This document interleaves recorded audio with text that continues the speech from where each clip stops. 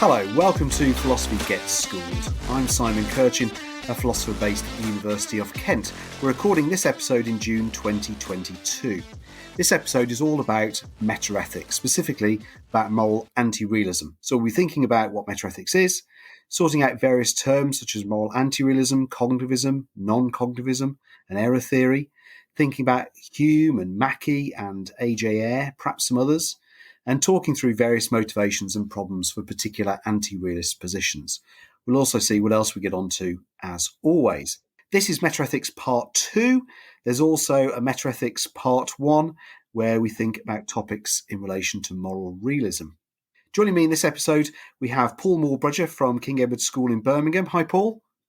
Hi, Simon. Hi, Ben. And we also have Ben Jones from King Edward Sixth College in Stourbridge. Hi, Ben. Hi, yeah. Hello, everyone. Good to have the two of you back for Metaethics Part 2. We didn't put you off with that grueling Part 1 then. Good to have, again, two different King Ed schools represented. I hope King Edward himself is listening in. Who knows? Okay, so we're going to talk about metaethics and moral anti-realism today. As I said in the other episode, metaethics appears in all the main A-level curricula and IB. It isn't in Scottish Highers, but it might be useful to listen to this pod all the same. There's a lot to sort out with metaethics, plenty of isms, lots of overlapping material. In this episode and the part 1, what we're trying to do is sort out lots of things for you. We also have a metaethics short episode, or episodes, depending on what I do, for you to listen, which gives you the quicker summary of the whole metaethical terrain. It's probably worth saying all of that we spend a bit of time at the start of this episode just recapping metaethics and moral realism, because there's a lot going on, as we know. So, Ben, do you want to give us a quick recap of metaethics and moral realism, and then we can launch into how that links to moral anti-realism? Yeah, sure. The sort of story so far of where we got to, I guess, is that metaethics is the study of, the investigation of, inquiries into all of the underlying nature of morality. So, as we were talking about last week, there's a whole discussion about the nature of moral facts, for example, about whether or not there are such things as moral facts, which would also lead to then discussions of whether or not there are such things as moral truths and what forms those would take, whether or not moral knowledge would be possible, how moral language works, and all of these sorts of things. Where we got to last week is we'd looked at the discussion of moral realism. So the idea that there are moral facts in the world, that these are things like goodness, for example, is something which is actually in the world and which can be investigated and which can be understood, rather than, let's say, it just being people's opinions, people's feelings, whatever it might be. There are actual moral facts which can determine whether or not our moral judgments are true or false. The two sides of that we ended up looking at were moral naturalism, and that seems to argue that whatever we're talking about in terms of things like moral goodness, moral rightness, moral wrongness, are all dependent upon natural facts. So facts which can be investigated scientifically or empirically, or facts which are kind of within the confines of the natural universe, or however it is those. We had that discussion about how many different ways you can actually define the idea of a natural fact. So the simplest example of that just being utilitarianism and happiness. So when you actually look at it, when I'm claiming that something is good, like if I say it was good of you to give that money to charity, what I'm actually doing is saying you giving that money to charity increased the amount of happiness that was in the world. I'm sort of telling you that you've done something good, but all I really mean is you've made people happier. And conversely, for them being wrong, you've made people unhappier. Now, without kind of like dredging everything up that we looked at, it might be then that there are problems that are associated with this. So it seems to be the case that actually we seem to be doing more than just referring to natural facts when we're talking about morality. The goodness doesn't seem to be identical with any particular natural fact that we find within the world, which is where G. Moore stepped in. So he offers an account of non-naturalism, which is that goodness is its own simple, unanalyzable property. It's not something which can be broken down into other properties or understood in terms of anything other than itself. It's something which we understand self-evidently, and which isn't just a combination of or identical to some other natural property. And we talked about the connections there between that and stuff like mathematics. How mathematics, a number, for example, in particular, has principles, self-evident principles. It has its own objects and properties like number. But these are not things which are directly observable within the world. We can actually encounter the world and understand the world in terms of them. But that doesn't mean that we ever encounter a number in the world. We don't bump into the number 3. We can't hold 7 in our hands, or pi, or whatever it might. I mean, apart from an actual pi, but like pi as a mathematical number, you couldn't actually have that. So we started looking at the end there about how maybe G. Moore's account had started to maybe make a few errors in the way that it was reasoned, but it was kind of tying off at the end there this move into a much more linguistic way of looking at morality, of saying, well, we use language. So even with when I spoke about utilitarianism then, I was saying that when I say that something is good, what I really mean is it increases the amount of happiness. Or, kind of G. Moore saying, well, does the question, it makes people happy, but is it really good? That sort of question stands out to us as meaning a particular thing, or for him kind of standing out as not really being a meaningful question in some respects.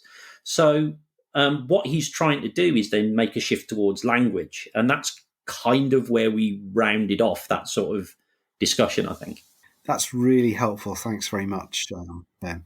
So could I just jump in? I was just going to say, I think that point about the move towards language is a really interesting one in around like the way we go about think about investigating ethics, because it's kind of there's this interesting methodological point, isn't there, that we go into actually maybe doing what we would call perhaps conceptual analysis. So in order to find out what good is, we actually just go and look at what good might mean. And that's quite a big shift, isn't it? Because when we think about the sort of the tradition of the different normative ethical theories that people will have looked at when they've been doing their A-level or their IB studies, the big question will have just been that big metaphysical one. Is there, what is this good thing? How does it exist? How do good properties exist? Maybe people have studied Plato, looked at his theory of the forms and all that sort of thing, or maybe looked at Kant and talked about the moral law. And the big question has always been that one: does such a thing exist? Is there such a thing as that one about the facts?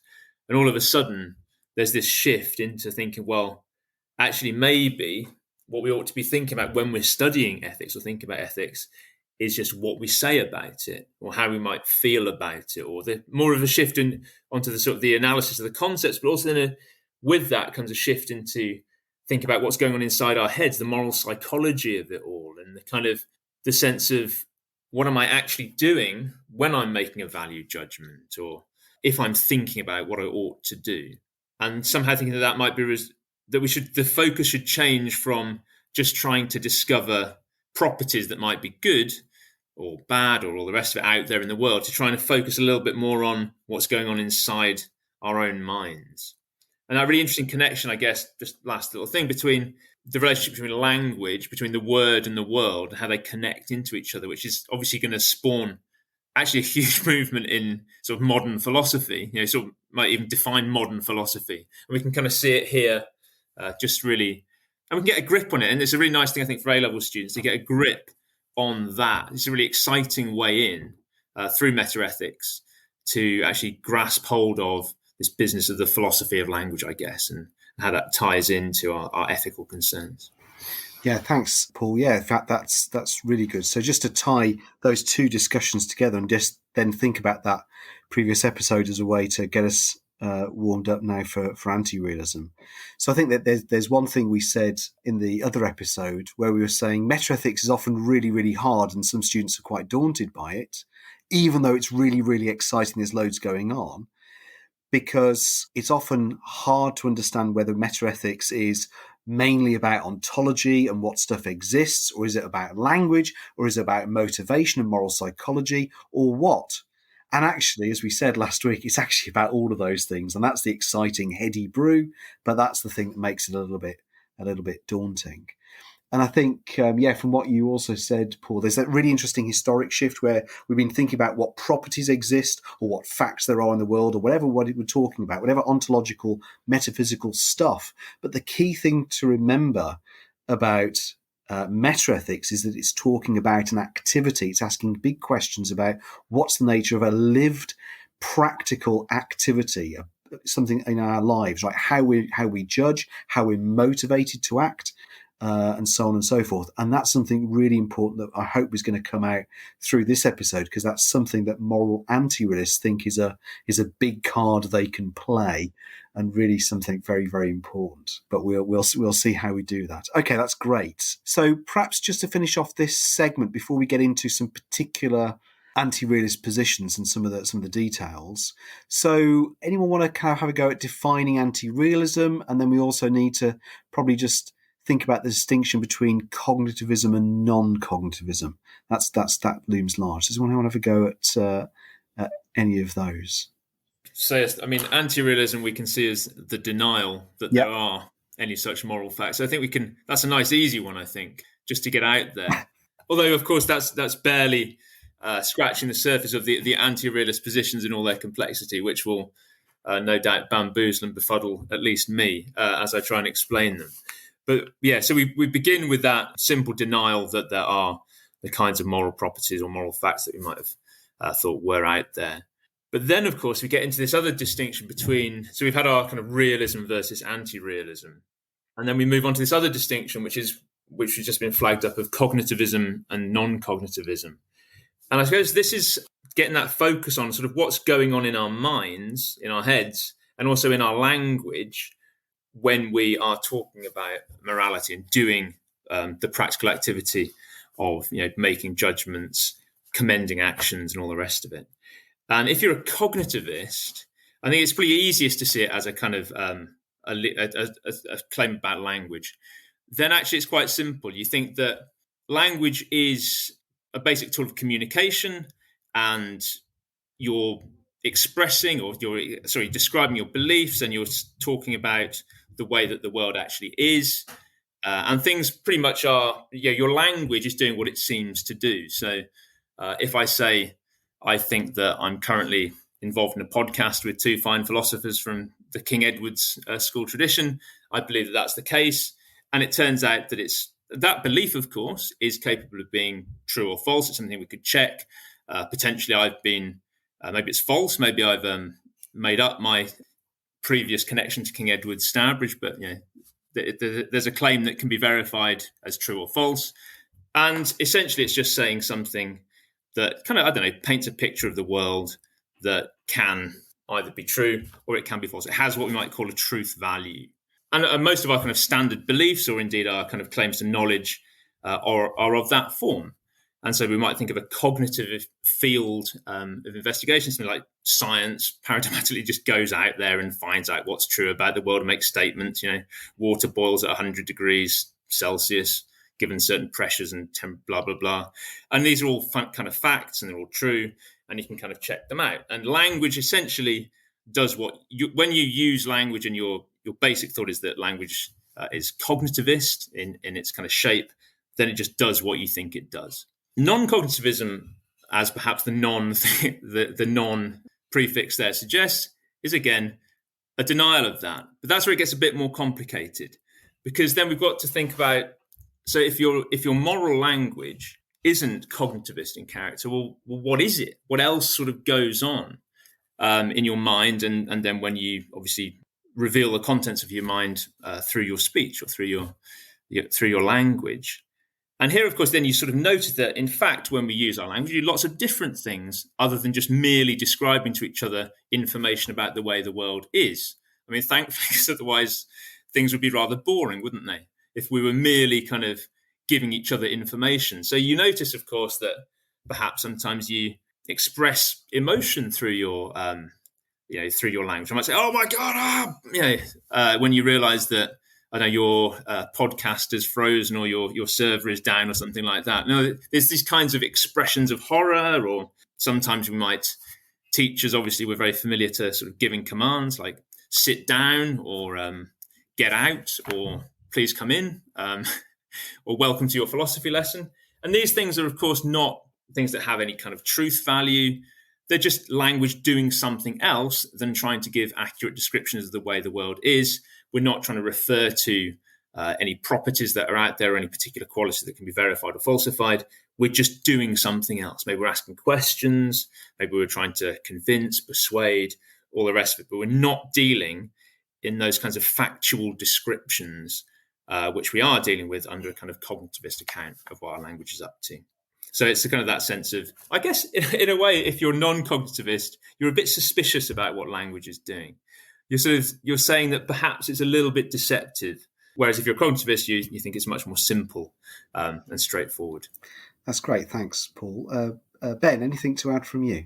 Yeah, I think there's a couple of bits and bobs to kind of bung in. I suppose from a sort of teaching and learning perspective about this, one of the things that I think students have worth considering, like when they're talking about this or when they're writing about it, is actually to kind of make sure that you understand that you can be a cognitivist about some things and a non-cognitivist about others. That it's not that X is a cognitivist and Y is a non-cognitivist. Because if you're going to talk to, without any spoilers, if you're talking about AJ Ayer and we say, oh, he's a non-cognitivist. Well, he's about some things, but he's certainly not a non-cognitivist about other things. I mean, he's really a cognitivist about some other things. So it's about this idea of don't think that everybody's got to be in one camp or the other. And it depends what you're talking about. And we're the same. So one of the ways in which we might, and it also helps us kind of analyze this as well, is very often if I'm talking about this sort of stuff, we can mention things like talking to people about what do you think the greatest album of all time is, or something like that. Now, and I normally balance this off against what's your favorite album of all time, because those are two different questions, because your favorite album might not be the best. You just like it. It's just your favorite album. Now, that one, you're being descriptive in your way of dealing with things. You're actually saying something factual. This is my favorite album. I can empirically prove it by the amount of times that I've listened to it, by the amount of joy that I feel when I listen to it, and so on. Now, if we're talking about the greatest album of all time, you've then got to fall into a bit of a discussion about whether or not there is a finite list of points that need to be hit in order for something to be the greatest album of all time, or whether or not when I say something's the greatest album of all time, all I'm doing is trying to express some sort of approval to it, to tell you that it's the album that you ought to buy. It's something that you ought to listen to, kind of an instruction or an encouragement or whatever it is. But you're exactly what both of you said, kind of right here, that it's to do with this idea of language, but then also the fact that language is working in different ways, that sometimes what appears to be descriptive isn't always descriptive when you actually really look at it. This kind of links back a little bit to a point I made last week where I said it's what I liked about looking at sort of the metaphysics side is you suddenly realize how many different type of facts there are in the world. You just think about facts as being like colors and shapes and smells. And then all of a sudden you've got like relational properties of things and things like this. You go, wow, the world's really more complicated than I thought it was. And this is the interesting thing about language as well. You know, if I say to somebody, can you write a sentence down? They'll write down the cat sat on the mat or the sky is blue or something. And then you realize that there's loads of sentences. They don't all do that. Like go and stand in the corner is a sentence. And what time is it is a sentence. And sentences do loads of different things, and sometimes they do things that they don't appear to be doing. And so it blows language open in the same way that it kind of the world is blown open by looking at the metaphysics of it. So this goes back to this kind of connoisseur-y sort of thing, that it's actually kind of like this is top end ethics. Yeah, absolutely. Yeah, great. Thanks for both of you to getting into the details of that really crucial distinction, cognitivism and non-cognitivism. So in fact, just to summarize, students, where we've got to, so the thought might be language is doing actually quite a lot of different things. So it can be descriptive. We can be aiming to describe the world. So the cat is on the mat. The brown cat is on the mat. And these statements might be true, they might be false, And often the phrase used is their truth aptness. They have a truth value, and it might be true, it might be false, you might be right, you might be wrong. You might think you're saying something true, it turns out what you're saying is false. There isn't a cat on the mat. Or there is a cat on the mat, but it's not brown, it's grey, right? But then we start to think, okay, so in fact, we notice that language, and indeed how our minds are working and then how we're communicating with everyone, we're actually doing loads of different things. And you've heard some different examples. You've heard commands, you've heard questions, you've heard other things as well. We'll come on to lots more, I'm sure, as we go through the episode. And then Ben's just introduced a really nice idea. Sorry, two nice ideas. One, we're going to think about some non-cognitivists, but you've got to think that they, and perhaps we, might be non-cognitivists about some areas of our lives, e.g. moral discourse and moral thought, but cognitivist about other areas of our lives, such as scientific thought and scientific discourse, for example. And then the really interesting thought, which I won't say too much more about because we'll leave it for the third segment, we might say, look, this statement or this utterance on the surface seems to be doing one thing, but actually, if you think about it hard, it's really doing something else. It's got a different function. So it seems as if we're describing something because that's how the words work in the sentence. But what's really going on is something else. And that'll get us into non-cognitivism in the third segment.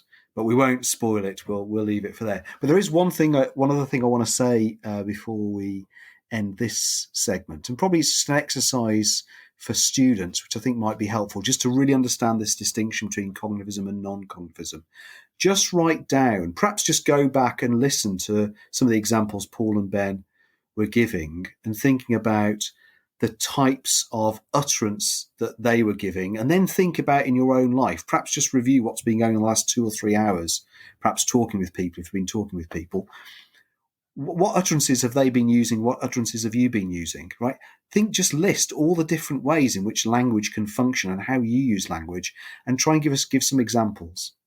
And that's a really useful exercise to then bring home the thought that, hey, language is fantastic. It's hugely varied. Isn't it wonderful, right? So I feel like for the sake of both our schools, Ben used the example of like go stand in the corner as a kind of a command, and I was using the word get out. Just to be clear, these are just illustrative examples and not in any way reflective of the kinds of teaching or the old-fashioned and antiquated practices you'll get from your teachers at any King Edward school. Now speak for yourself. I thought, in fact, perhaps you should have examples such as come in and have this bar of chocolate. That would have been much more appropriate. It tells against, I think, me and Ben that we didn't think of those examples straight up. And as soon as we had the idea of a command in the back of our heads, it was immediately get out, stand in the corners around punishment and discipline rather than reward or enticement or any other sort of nice thing.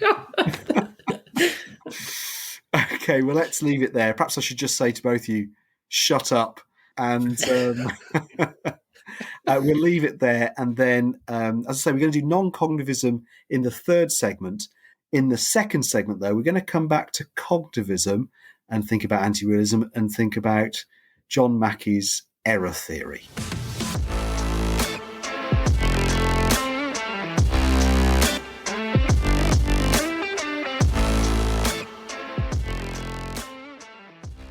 And welcome back. Before we move into this segment, it's just to remind you to check out our website. If you go to my website, Simon Kirchin, Kirchin, search for that. Then at the top, there's some tabs, and one of the tabs says Pod Schools. On that, I've got a list of topics that I'm recording at the moment, and I normally keep it up to date, so it'll change over the summer into the autumn. Search for a list of topics. If there's something that grabs you, please email me, writing with questions, comments, and we'll try to incorporate some of your questions and ideas into the recording. If you find there's a recording that's already happened, but you still got some questions, still email me and I'll get some people back in the room, and we might do some Q&A roundtables where I fire questions at unsuspecting teachers and see if they can answer them. I'm sure Paul and Ben will be up for that. I'm sure they'll be able to answer any questions you choose to throw at them. Okay, so we've discussed moral anti-realism in general and introduced that really important distinction between cognitivism and non-cognitivism. But I suppose the question arises, what sort of anti-realist should we be? If we're going to say, look, there's no moral stuff, how would we flesh that position out more? So let's start with one of the key stances, key positions in metaethics, and that's moral error theory, and think about the work of the Australian philosopher John Mackey. So, Paul, do you want to introduce Mackey's error theory for us, please? Yes, sure. Thank you, Simon. Yeah, this is one of those books. So Mackey writes about his error theory in a little book called Ethics: Inventing Right and Wrong. And I think from that little subtitle of Inventing Right and Wrong, you can see that he's clearly going to be an anti-realist in his views. And it's one of those books where, again, the first line is really, really good, very, very clear. So I'd recommend all students out there do dip into the original text. And you'll find there a very bald statement. He calls it a bald statement himself in his opening sentence, which just says this: there are no objective moral values. That makes it very, very clear. And so he's going to be arguing for that. And that is, of course, an ontological or a metaphysical kind of thesis. And it's also one that's skeptical. He's denying something. So for the most part, when we think about his error theory, we've got to think about it, I think, as a skeptical or a sort of a destructive doctrine, really. He's not trying to put forward initially a kind of positive case. But we obviously need to say a little bit more about why we've ended up calling this thing that what we associate with Mackey an error theory, and why that might tie into the argument of that book that there are no objective moral values. Because what's interesting about Mackey is he thinks that it's really, really important that we realise that most people take the kind of the common sense view that we met in our previous podcast, actually, that there are objective moral values, and that they are things that when we do our moral language or think about morality, make our judgments and our decisions, we tend to operate with the view that there are these moral properties out there, that they really exist, that they have in whatever shape or form. And of course, as we've seen, the philosophical tradition is pretty much behind that. It seems to, from Plato through to Kant, through to the utilitarians, through even to More, we've got a sense that no one's actually questioning that there are objective moral values there. It's this kind of the background assumption. It's you can even see it with More. His first move is to, whilst he does his kind of open question argument on naturalism, there's no sense that maybe there's no such thing as moral values. We've just got to move to non-natural properties if they're not going to be natural properties. So Mackey thinks, well, obviously this is wrong in some way, that there are no moral truths, there are no objective moral values. And we need to give an account of why it is that people think that there are. And when they talk about morality and do morality, make moral judgments, give commands, recommendations, tell people they ought to do things or ought not to do things, somehow they must be in error when they're doing so, because they're referring to things, or they think they're referring to things, moral properties, moral qualities, things like goodness or badness, which do not in fact exist. So they are in error. They believe something is the case, that there are moral properties to which they are referring, and in fact there are no such properties. Therefore, in doing morality ordinarily, and indeed the way that the Western tradition has done morality, it's fallen into that error of believing that there are certain properties which do not in fact exist. Hence the term error theory. And we'll probably explain a little bit more about why you might think error theory is true in a minute or two. That's great. Thanks, Paul. Ben, anything to add to just that description of error theory? No, I think that's basically covered it. I think that if you did just want to tie it back, I suppose, to the example I gave earlier about, kind of like trying to explain what the greatest album in the world is, and that sort of approach, then you can kind of look at it as kind of, you could be a kind of Mackey error theorist about greatest albums of all time. You could say that I talk as if there is a greatest album of all time because I genuinely believe that there is one. But if you actually investigated the world to find out what the features of the greatest album of all time is, you would never find a final, definite, even consistent set of properties. And even if you did, they wouldn't necessarily tell you what the actual greatest album in the world is. And therefore, anybody that claims X is the greatest album in the world. If I say, I don't know, Pet Sounds by the Beach Boys is the greatest album in the world, and somebody else says, no, it's clearly Sergeant Pepper by the Beatles, we're both wrong, because it's not true that either of those are the greatest in the world, because there isn't a greatest in the world, because there can't be, because it's not a thing. I think Mackie himself gives a really nice example about why how it is the case that sort of objectivity is sort of built into our judgments. He gives an example of imagine someone's going for a job and they think about whether or not to take a job in biological warfare. It's very similar to we had this same sort of the same sort of problem discussing utilitarianism. Actually, he says, actually, if you're thinking about should I take a job in biological warfare research, it's not a matter of like, do I want to do it, or will it be an interesting job, or will I find this pleasurable or intellectually stimulating, or all these sorts of things. And should I ask other people to, if other people are in relevantly similar circumstances to me and are going to take this job, should they do it? What really matters is kind of, well, is this thing wrong? Is it right or wrong that I actually do this job? And so it's really, really clear that we want to find, when we talk ordinarily and make moral judgments ordinarily speaking, that we're actually doing so with a kind of objectivity built into them. And it's something about our moral language that he's really keen to sort of, our moral judgments particularly, he's keen to draw attention to, because it seems so surprising that the very idea that we could be in error, that we could be wrong, as it were, and systematically wrong as it's going to turn out, is just so surprising that we need to be kind of reminded. He's just trying to say, well, look, you really do normally think that moral judgments have this kind of objective quality to them. And it really matters that this is something that we should really care about. Great. Good. And just a summary from me, just topping off your discussion there, just to link it back to the first segment. So as we saw, realism and cognitivism are different positions, but they go really nicely together. Okay. And in fact, most times realists are cognitivists and cognitivists are realists. Okay.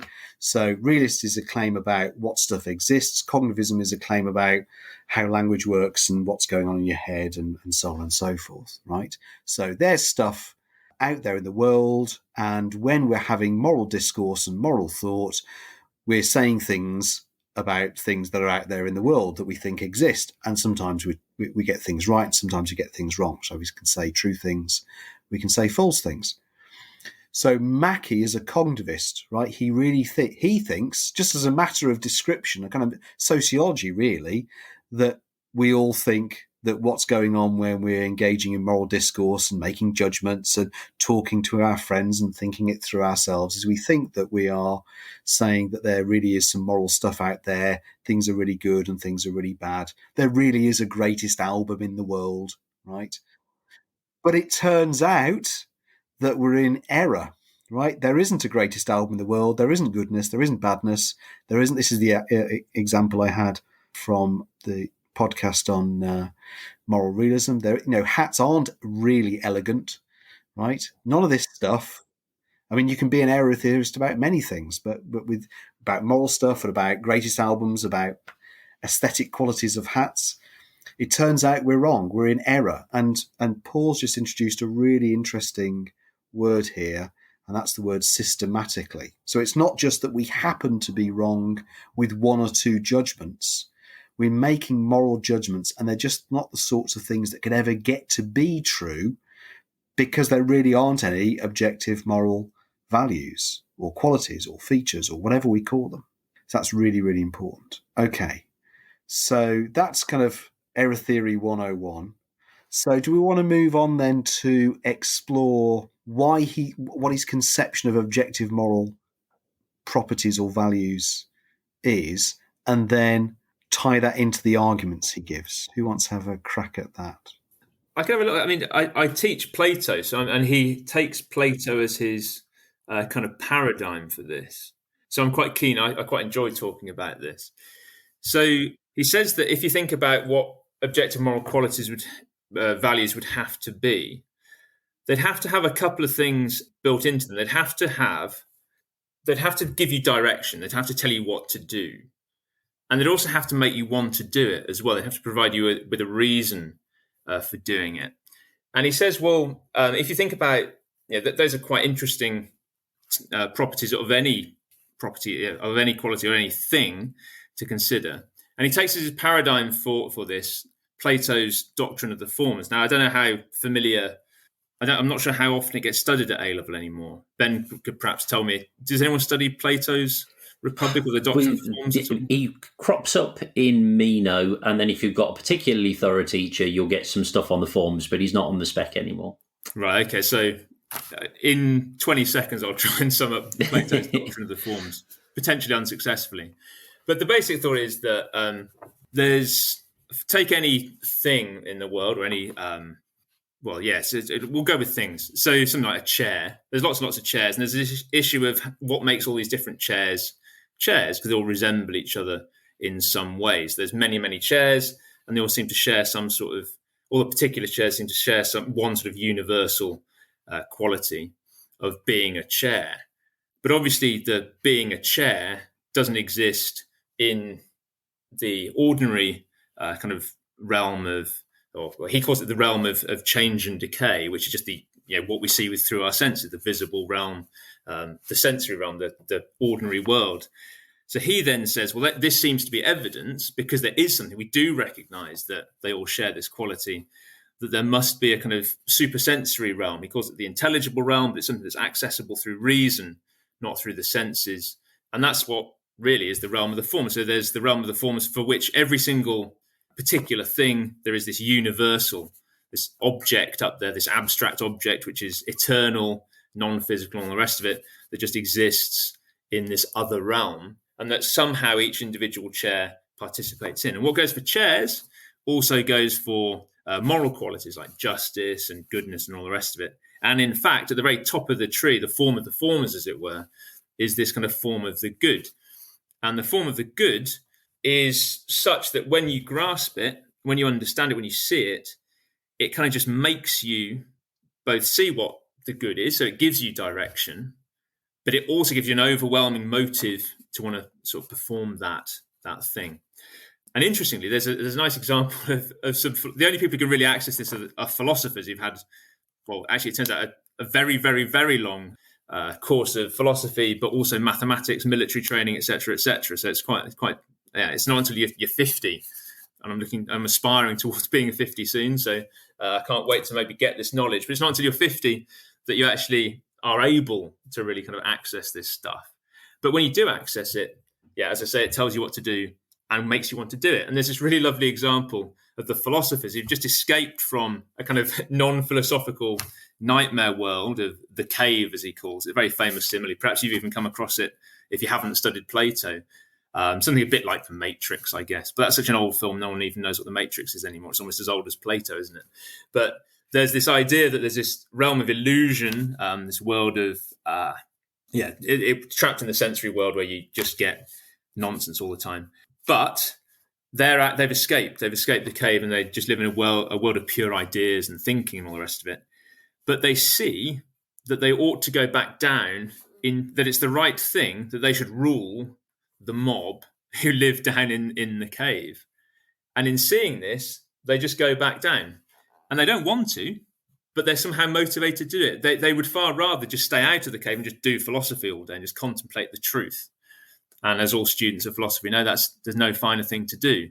But instead, because they see this property of the good, and they see what it tells them to do, they then are completely motivated to go and do it. We have to pay real attention to that idea of these properties, these moral qualities, these objective values, not just how they exist, but that they also have this motivating quality on anyone who apprehends them. So that's sort of what they must be. So Mackie says, well, this is what these objective moral qualities would have to be if they were to exist. Great. That's really helpful, Paul. Yeah, Ben, any thoughts from you on that? I think you can tie this back a little bit to what we were talking about last week as well. I think that the way to look at it is maybe the naturalist has got a bit of an advantage here, I suppose, because when you're talking about things like happiness, or it being, we talked about like non-reductively being related to reason and things, we can talk about how being related to happiness obviously motivates you to do stuff, like it makes you happy. So happiness is goodness, therefore goodness motivates me to do things. You've kind of got that side of things. We'll see why that might be a problem, obviously, as we go through. But then again, with Moore, I mean, if you just look at G.E. Moore and his whole idea of these non-natural properties, and in particular the non-natural property of goodness, I think if Mackie's going to kind of talk about Moore, then he's got to say that it's not just enough that we recognize that something is good. If we are going to recognize it as good, and I mean really recognize it as good, not just be able to point to it and go, that's good, like saying that's red, but for us to grasp that it is good, then that automatically implies that there is a, to use some of the phrases that are bandied around here, kind of like a to-be-doneness about that thing as well. That to-be-doneness comes with the understanding. It's not as if I can go, I understand that that's good, but you don't have to do it. Or I understand that's good, but you shouldn't want it.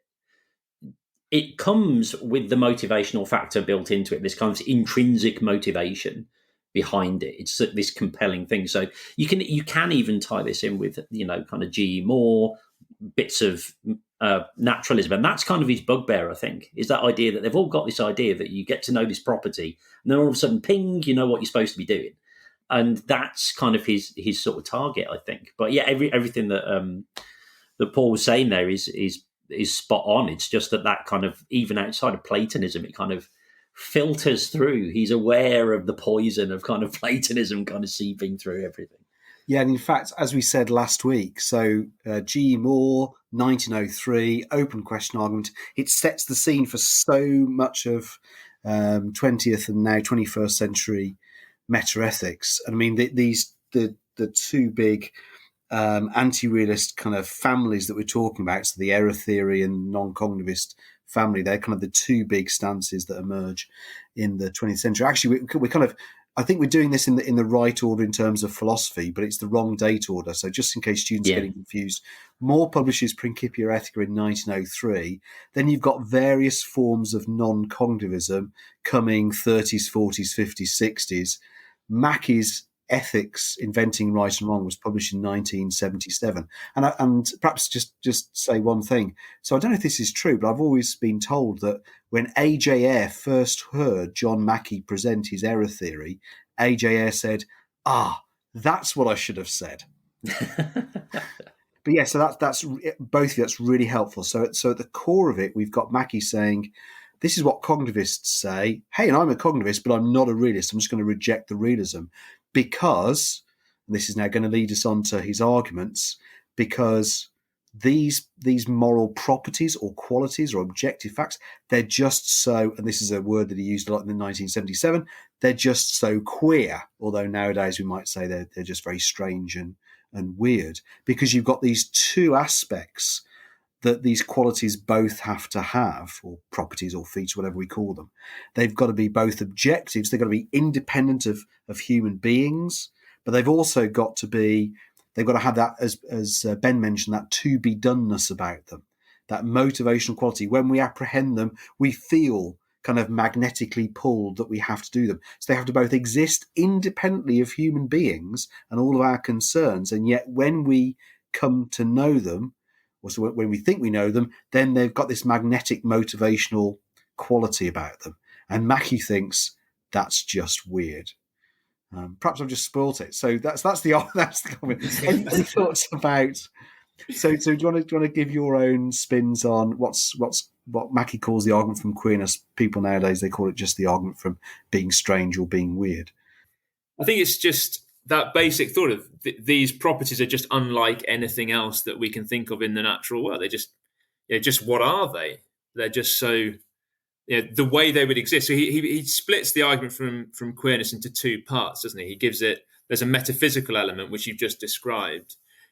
And then there's also the epistemological one, which is, how do we actually come to know about these things? So it's not just that they are weird and that they must exist in some sort of, they would have to exist in some way.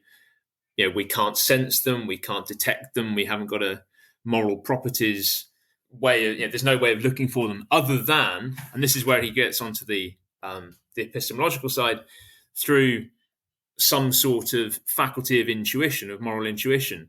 And he describes that as something of a lame answer. He uses that sort of playground insight. He says that is, To say some special faculty of intuition is the only answer that a clear-eyed objectivist can actually give, but it's a lame answer. And he thinks it's lame because what it doesn't do is it doesn't, in his mind, explain what that relationship, the to-be-doneness, is, how it relates to the natural fact. Just precisely what is that relationship? How does it happen? Because it doesn't seem to be, it's not like a truth of logic. We can't just analyze, so go back to more and thinking about conceptual analysis. We can't just analyze the meaning of a term and then to see that it then has with it the to-be-doneness, because that's not part of the meaning of a given term. It's an added property or an added quality that these objective values would have to them. But it's not clear what that connection would be. How does any natural fact connect to any value judgment? How does, what is the connection between Simon's hat and its being elegant? And we need to have some sort of spelling out of that connection. And just to say, well, I've got some special faculty of intuition through which I can sense the elegance of hats, is, to use that phrase, a lame answer again. And I think he's really, so we've seen his attack on Platonism, but also the attack on the intuitionism of More is kind of very clear there as well.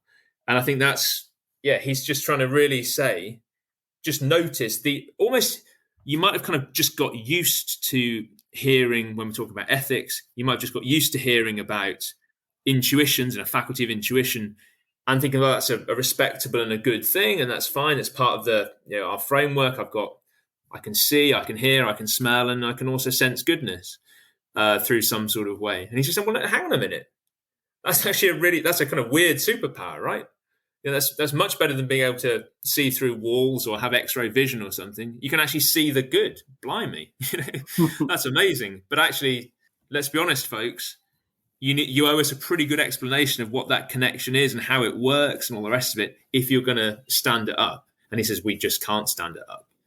It's just too weird. Great, Ben. Yeah, I mean, just to tie into a couple of other things, I suppose a couple of things that are worth mentioning, I guess, is that this discussion of queerness, of moral properties, also ties into another argument that he's got, which appears before this, because actually the way that he's trying to argue is that he's actually trying to explain a particular phenomena. He's actually trying to explain the idea of, look, if there are objective moral values, why can nobody decide upon them? Why is it that from culture to culture, there's disagreements? From era to era, there's disagreements. That within cultures and eras, there are people who disagree with each other. So on a wide scale, on a small scale, there's disagreement. Now, this seems to be a much bigger set of disagreements than disagreements about just ordinary facts about the world that are right there in front of us. We don't disagree about colours and sizes and shapes and things like that. But we do have huge disagreements about the nature of morality and just normal everyday moral judgments. And his argument it's an abductive argument. So it's based around this idea of best explanations. How do I best explain the fact that there's widespread moral disagreement when you actually look at the world and through history and so on?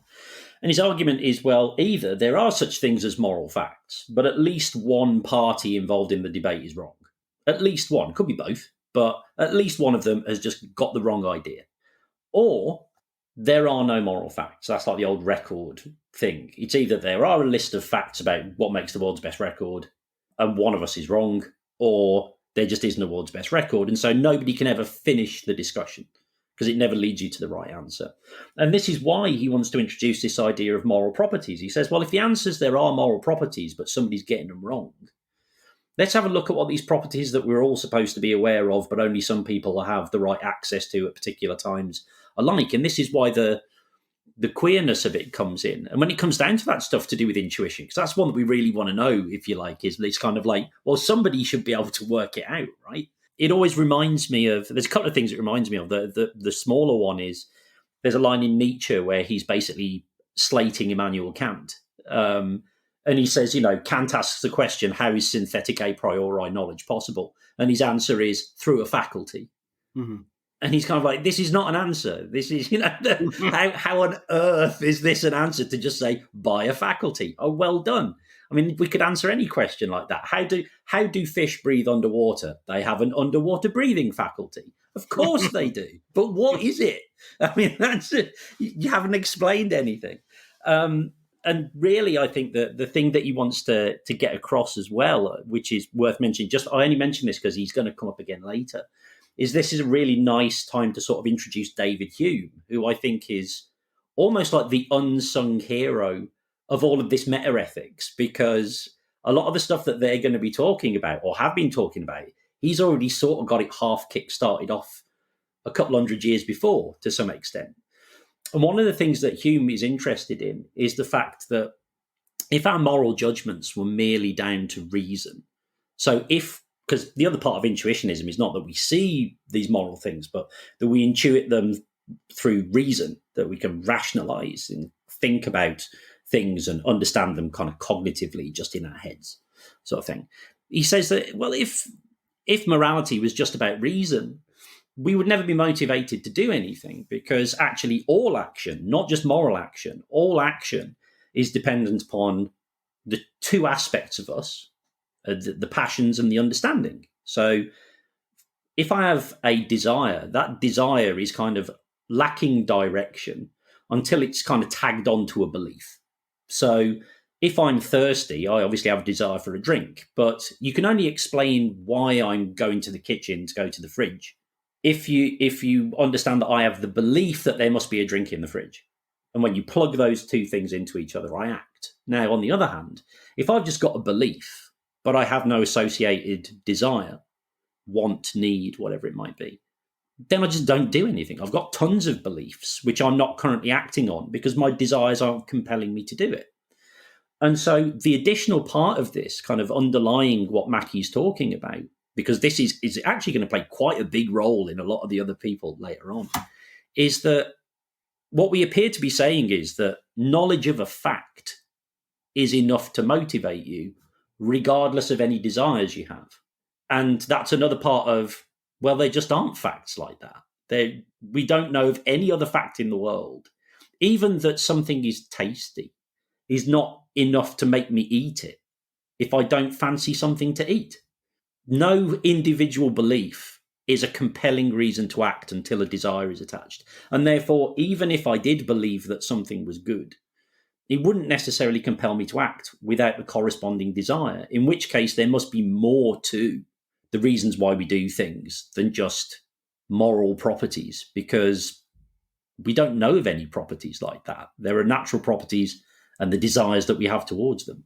Great, really helpful from both of you. So just to summarise, and I had a little bit of commentary as well, just trying to tie the two episodes together. So we've heard about Mackie's error theory, remember, so he's cognitivist but anti-realist.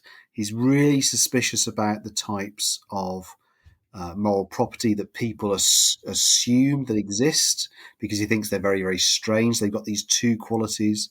They're objective, they're independent of us. Often the phrase used is mind independent, and yet they compel us to act. And then, as Ben just summarised, so in fact, there's two arguments. There's the argument from queerness or strangeness, and then there's, as Ben was summarising, the argument from disagreement, right? And it's a best explanation argument. What's the best explanation for why people disagree? Is it because at least one of us is getting it wrong? Or is it because, hey, there's none of these moral facts? And then Ben was just summarising in a really nice way what's going on with Hume and how he's kind of in the background of all of these debates. And I suppose that's something we mentioned in the last episode. I'm just going to bring it to the fore as well. One of the big kind of thing that's going on in all of this big history of metaethical discussion is that interplay between stuff that exists in the world, and particularly the rise of modern science. So the naturalistic world, the world that we can see and we can sense and we can measure and we can verify, And then there's the whole aspect we think it seems to be absolutely essential to our moral lives, but also other parts of our lives where we're motivated, where we think there is reasons that we ought to do or should do things, all this to be doneness.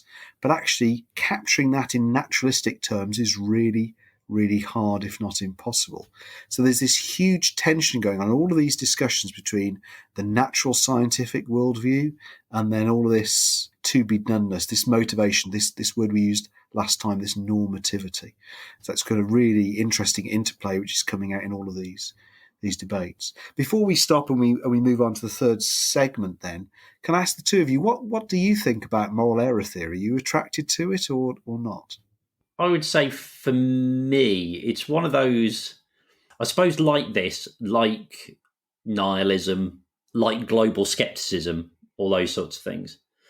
There is a real pull to it in the fact that it just seems actually when it comes down to it really right. You just kind of go, yeah, I guess so. Kind of like, the emperor's clothes, aren't really there, maybe. But the point is that that's actually not always the right way to look at things, because as Mackie was well aware of himself, there's more to it than this. You can just say, look, there are no moral facts, the end. But that doesn't leave you in a position where you can just walk away from that. Just as if I go, yeah, all right, I could be being tricked by an evil demon right now and none of this exists. That doesn't mean that I suddenly stop living. I then have to work out what I am now going to do. Are there other reasons for me to continue doing what I'm doing and all those sorts of things? And so for Mackie, I think that when I read Mackie, I like the fact that he's diagnosing a problem, a potential problem, maybe one which can be overcome, but it is a problem. And he's asking us to consider what we do next. And he's forcing us to think about the social and psychological elements of morality, which we might have overlooked. He's asking us to think about why we want to have objective moral values, why society might believe that there are, even if there aren't, and to work with that. And that's an interesting discussion to have, because ultimately, like skepticism, to go back to David Hume, once you leave the classroom, your deeply rooted skepticism about the existence of the world suddenly evaporates into thin air. And the same kind of happens with moral realism. This is why I quite like guys like Albert Camus. We can sit there and be all nihilistic and go, oh my God, there's no actual real morality in the world, blah, blah, blah, blah. And then you switch on the telly and you see real human suffering and you can't help but do something about it. You can't help but feel.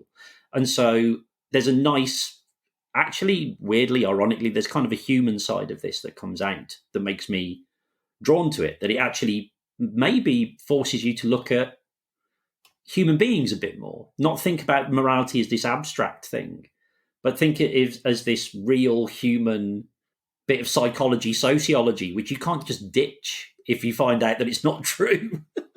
And that's what I find compelling about it, I suppose. Yeah, I was in agreement with Ben, but I just sort of add in what it makes me think about is what we might mean by objective a little bit, because the claim that there are no objective moral values and we are in error if we believe that there are and if we act as if there are. Well, obviously, I'm very attracted to that if we think that the target of that is something like the Platonic forms, which he himself admits. He says, maybe I'm taking a bit of a soft target if I'm tilting at this particular windmill, because they're a bit of a strange flight of philosophical fancy, perhaps we might say. I'm sure Plato would have other ideas. But so if that's what you mean by objectivity and the objectivity of value, sure, there are no such things. But then it gets into this question of, well, does objective have to mean kind of that sort of completely outside of this world, completely divorced from human society? Could we say something? What if everybody felt something or thought something, even if it was kind of mind dependent, in the sense it was dependent on the fact that the human race existed or something like that? Well, could we make some claims at that kind of level, and might they be sort of potentially objective? If we kind of moderate, if we have a very weakened sense of objective here, which just sort of means, what if everyone felt that? And I sort of sense that we can get into, and back to good old Hume again, some interesting discussions there about, well, are there certain, and so Mackie says he's arguing for the subjectivity of value, isn't he? Are there certain subjective reactions in the sense that they are in us or our feelings, as opposed to some sort of independent from us, objectively existing, transcendent kind of value thing? Is there some sense that we can ground morality in on that kind of level? And I'm more persuaded by that thought. I think Mackie, it's interesting that this book itself involves, once he's done his destructive work, which is, quick, clear, and brutal at the start, he then himself, as you were saying earlier, Simon, tries to actually then put together some sort of coherent account of what we're doing when we're doing ethics, and to give it a much more of a status and sort of meaningfulness than you'd expect from, because you'd expect, as Ben said, maybe your first reaction would be nihilism at this point. There are no values anymore. We can do what we want. But of course, he doesn't expect anyone to have that reaction. I don't have that reaction. In fact, no one has that reaction. So we've then got the question, well, what are we actually doing when we do morality? And how can we maybe account for the error, but not really, maybe we're not really in as much error as we thought, because we're only in error if we ever thought we were referring to kind of the Platonic forms when we were doing morality. And I don't think that many people, in fact, are. So that's a rather circuitous route to getting around to saying, well, I'm not quite sure what he means. But I think there's a lot of destructive value, clearing things out, as Ben said. Yeah, thanks both of you. Yeah, just a few thoughts from me. So, because I've written quite a bit about Mackie and error theory and this area of metaethics. And in fact, you hit on something, Paul, that a line I've always pushed, because you've got to think about Mackie's target. So you can take Mackie's target being quite extreme, but actually, once you then start thinking and playing around with different conceptions of what we might mean by objective and to-be-doneness and how we might be motivated, the target becomes less extreme. And so then the whole position seems perfectly acceptable. And then how big is the error in the first place? And certainly if you come to the University of Kent and get taught metaethics by me, you'll get quite a bit of this, kids. You'll find out more if you want to.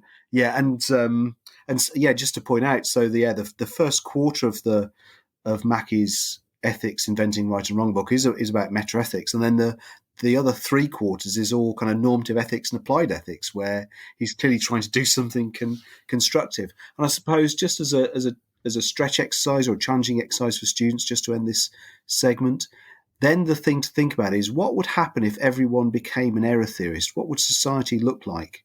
What would we do? And there's often a position which is not in any of the specs, but we talk a bit about at a university level, called fictionalism, where you just think morality is a type of fiction, but it's a useful fiction. It's a bit like, I hope I'm not going to spoil things for anyone. So when we tell young kids that Santa Claus doesn't exist, okay, we still talk about Santa Claus, Father Christmas, and it's still a kind of useful fiction. And perhaps that's what's going on with morality. We still all do it. Well, what's really going on in that, and therefore what's really going on with morality? That's perhaps something to think about. But listen, both of you, that was really helpful, thinking about Mackie's error theory and this kind of cognitivist version of anti-realism. So I'll see you both in the third segment when we think about moral non-cognitivism.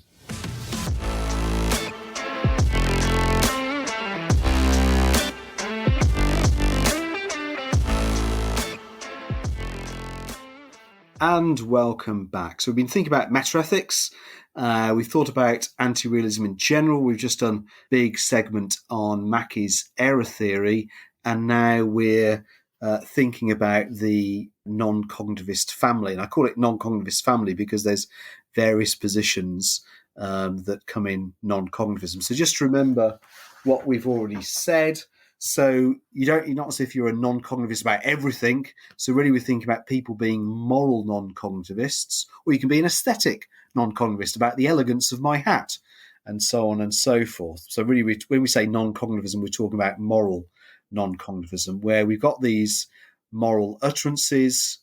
Shoving past the person was bad. Giving charity to those people was good. They acted courageously. She's very cruel. And so on and so forth. And it seems as if we're making sentences or making utterances that state things about the world. And remember Mackie's saying, yeah, that is probably what we're doing. And it turns out, guess what? They're always false. We're systematically in error because there can't be any sort of objective properties or values that could make those statements true, because they're just so metaphysically strange. But there's a different sort of position that says things of our activity, of language and thinking in a more positive vein. We are doing something valuable. It's just not quite what we thought it was. So, Paul, do you want to pick up the story then with A.J. Ayer? Yeah, sure. A.J. Ayer sort of sets out his stall in one of the really enjoyable books to read, and it might be an academic philosophy book, but Language, Truth and Logic, where he sort of gets cracking on all of this sort of stuff. It was written by him when he was a young man. I think he was in his early 20s when he began work on it. I think it was published when he was 25. And it's a cracking read, I would say. I'd really recommend it. And it's not too technical. There's a few sections, obviously, but you can flip through the longueurs and really get to the good stuff, because he writes really, really well, beautifully clearly, and with passion and insight. So just like I did with Mackie, I'd like to open with the first line of Language, Truth and Logic, if I may, which goes to show, I think, that he was a young man in a hurry. I think he genuinely was, because he believed he might not actually make it as an academic philosopher, because his kind of philosophy was very much out of tune with Oxford, where he found himself, and was much more kind of in line with what was going on at Cambridge, and also what was happening on the continent, more of which we'll say in a minute. But he opens up, the first line of Language, Truth and Logic is, the traditional disputes of philosophers are, for the most part, as unwarranted as they are unfruitful. So here we get the sense that he's going to solve these problems. All of those big problems of philosophy that have kind of bedeviled us for such a long time, he's going to clear up for us. And in doing so, he's going to do it, he said, by focusing in on language. He's not going to try and disprove all of the metaphysical systems of my friend Plato or of Kant or anybody else. What he's going to try and do instead is show that if we just focus on the language that people have been using, then we'll see that the various claims that are made by the various philosophers, they're not false, they're just meaningless. They lack sense. Now, what's really interesting here is to maybe pin down a little bit about what he's on about, why we might want to focus on this, and why it might be such a powerful thing to focus on. Obviously, we're using language all of the time. And there's this really interesting question of, well, what is the relationship between language and the world? You know, how do words mean? Not just what do they mean, but how do they actually gain their meaning? And Ayer he was a member of, or so he popularized in England anyway, to the English-speaking world, the views of a bunch of philosophers and scientists, sort of scientifically inspired philosophers, I guess, on the continent, who met in Vienna and were known as the Vienna Circle, who were sort of logical positivists, we call them now. I don't know if you'll probably come across that term. They used to call themselves logical empiricists, but that kind of gives them the sense of they were really into their science. And it's that thinking that they were really into their science which gives us a way into what Ayer thought made language actually have sense, rather than being senseless. So his concern is to say, well, actually, let's think about how we can differentiate between those kinds of sentences that we use that actually have got what he calls literal significance, that actually tell us something about the way the world is, that make statements of fact or purport to make statements of fact that we can maybe check out, and compare them and with every other sort of sentence. And if we can't say of a given sentence that it does make some sort of claim that could be checked out in the world, that makes some sort of, the cat is on the mat, or the brown cat is on the mat, or that hat is elegant. We'll get to that one in a minute.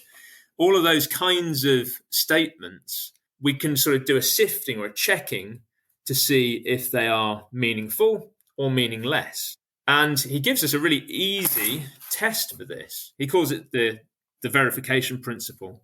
And it's just to say that a given sentence is meaningful if and only if the person who utters it or who hears it knows how you could kind of check it out, how you could verify it to see if it was true or not. And you don't have to sort of conclusively verify it, but there just have to be some sort of way of actually seeing whether or not it could be in principle checked out. Because there's obviously some statements that couldn't be.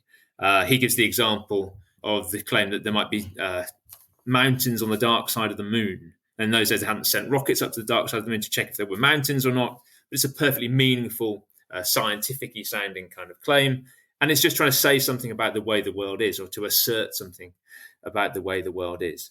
And all those kinds of statements, says, are going to be meaningful if they pass that test of, can we verify it? Can we check it? So there's this nice little slogan, which is that the meaning of a statement is the method of its verification. So something has meaning if you can actually kind of check it out.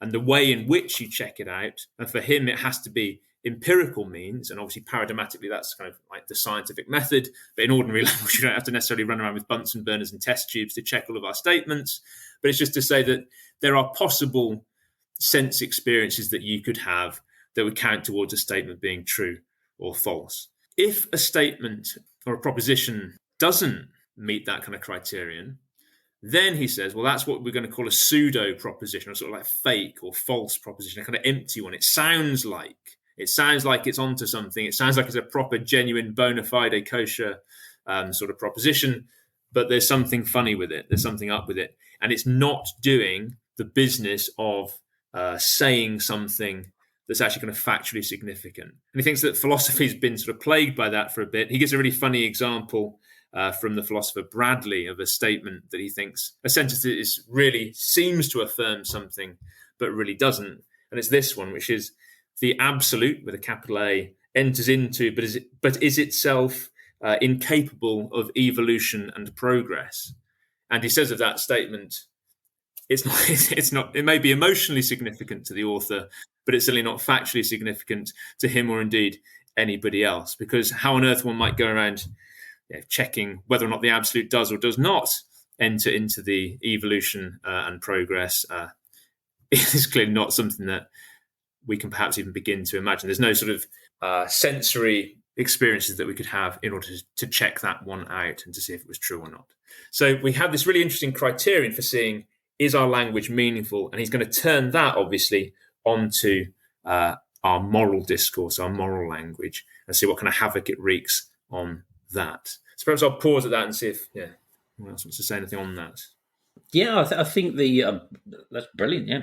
I was going to say that another thing that's worth perhaps dragging up a little bit is, along with the verification, the empirical verification and stuff, he also mentions that you can get propositions that are meaningful analytically.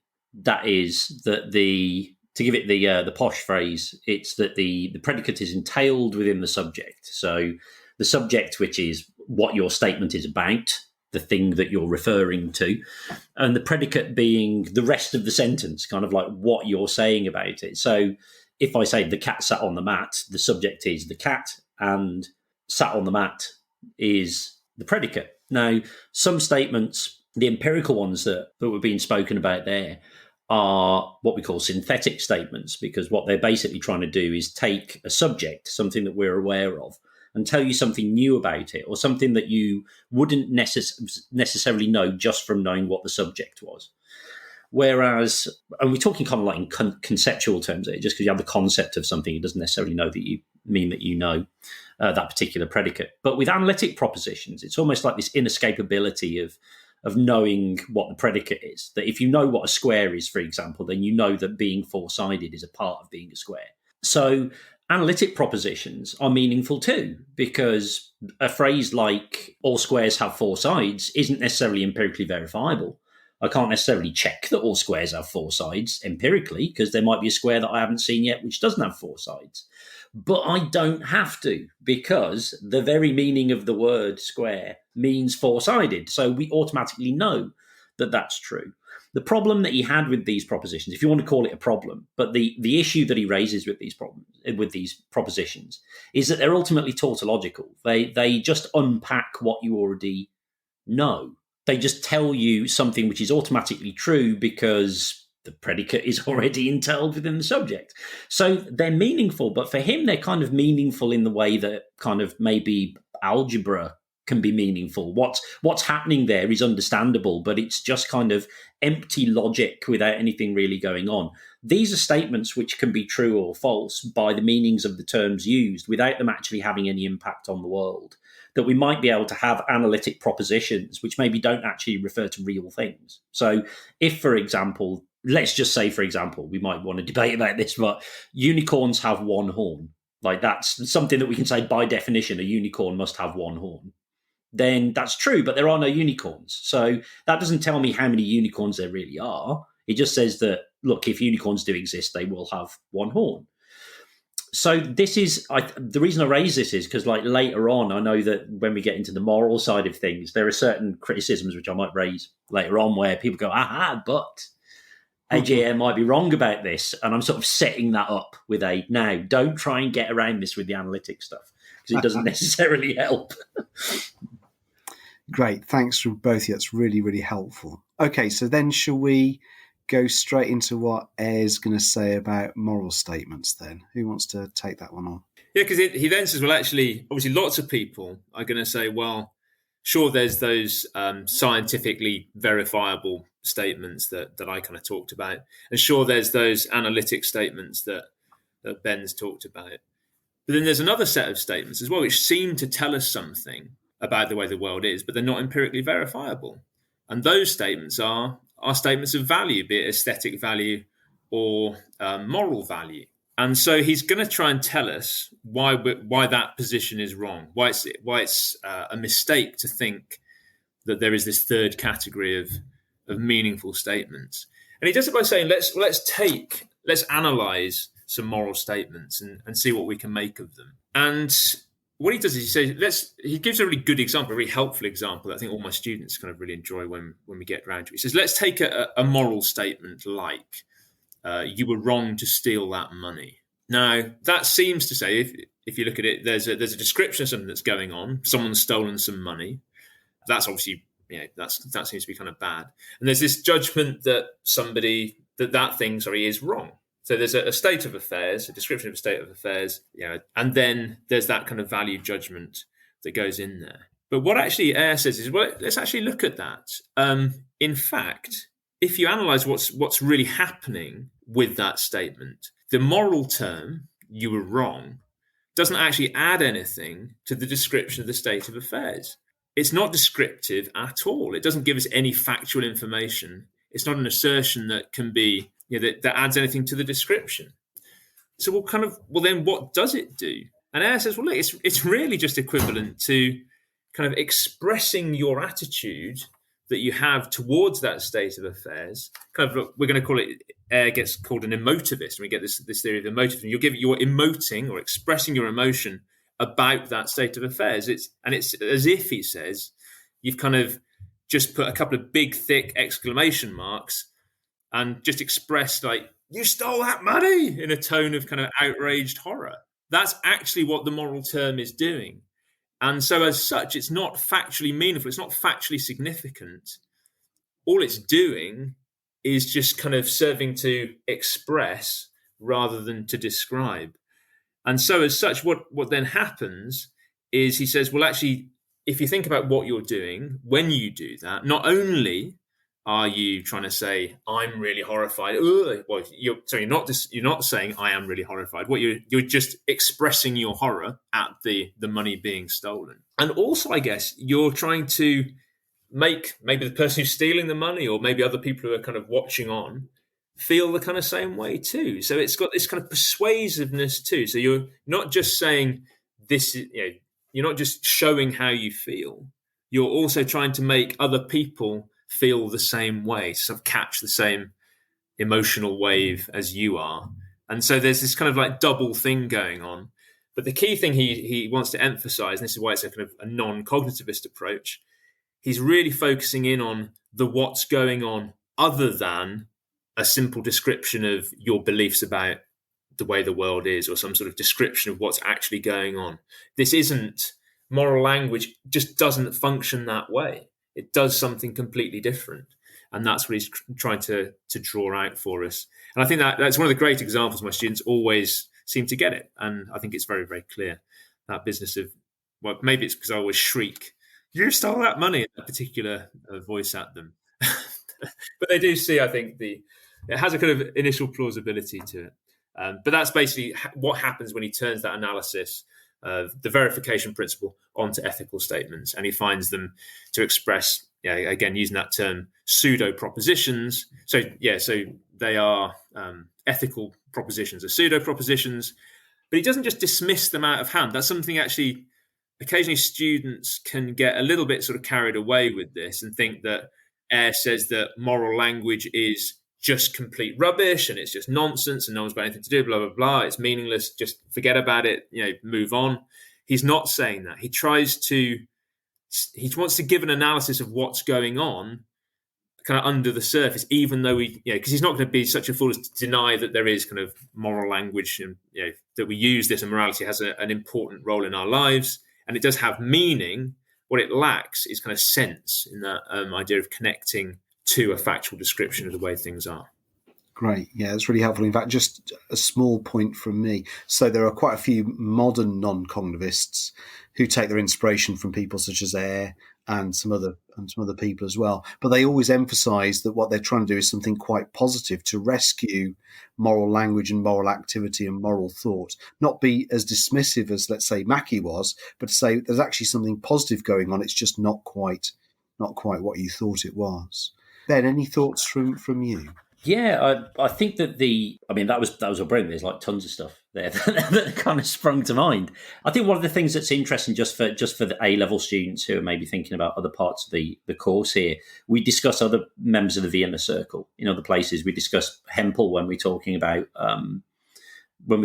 philosophy of mind. And I think what's an interesting point to raise about Hempel, which should be raised here, is that a lot of people do kind of have that sort of reaction of kind of, well, what are we supposed to do now? Just as with Mackie, well, what are we supposed to do now? You've told us this, what are we supposed to do? And actually, I think that what you can say about the Vienna Circle is that they were, I don't know whether I want to call the word elitist or whatever it would be. It's not meant for the general public necessarily. This is philosophers trying to explain to other philosophers how they should be doing philosophy. And so A.J. Ayer is right in the fact that in his book he's popularizing this. He is bringing it to the public. He's kind of saying, have a look at this. This is what we've been doing behind the scenes all this time.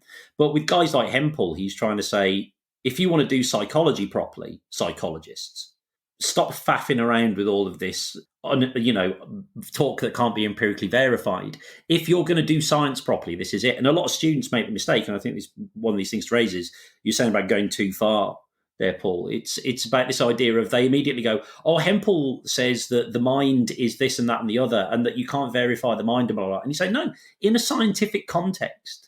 He's not saying get rid of all talk of the mind. He's saying in a scientific context, if you want to say meaningful things, then they have to be empirically verifiable. Otherwise, what are you saying?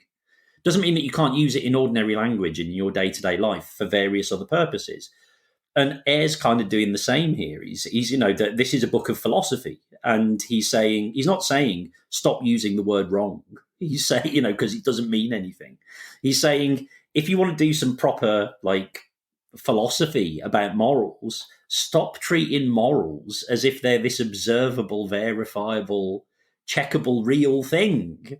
You're just barking up the wrong tree. We're kind of completely going off the rails with this. And I suppose that that then just leads to kind of which is nice, getting students to think about the way in which we use language and the way in which they use language. And I suppose that the part of that is that when people do raise, because that example is a really good one, the two things that students normally raise about this is one, well, couldn't it just be an analytic proposition, as I mentioned earlier? Like when you say you were wrong to steal that money, stealing just means the wrongful taking of something. So isn't that just analytic? Even if it is, it's vacuous. It's empty tautology. It just says doing a wrong thing is wrong.